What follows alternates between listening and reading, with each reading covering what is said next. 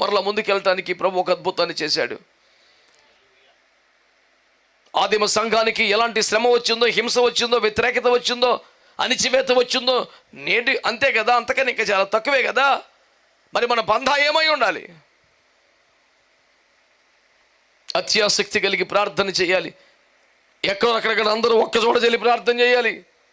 గత 10-11 సంవత్సరాలుగా IFJ పేరు మీద నెత్తి నోరు బాదుకొని మొత్తుకునేది అదే. పరిస్థితులు మారుతున్నాయి, వ్యతిరేకతలు పెరుగుతున్నాయి, ఆటంకాలు పెరుగుతున్నాయి. మన పందా, మన విధానం అరుపులు, కేకలు, రోడ్లు కాదు. మొక్కల మీద పడాలి, ఉపవాసాలు ఉండాలి, ప్రార్థనలు చేయాలి.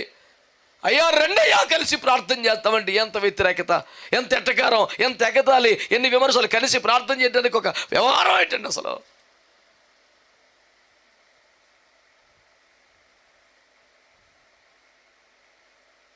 ఇప్పుడు పిలుపునిచ్చే వాళ్ళు కొందరు, ఇప్పటికీ సోయిరాని వాళ్ళు ఇంకా చాలామంది.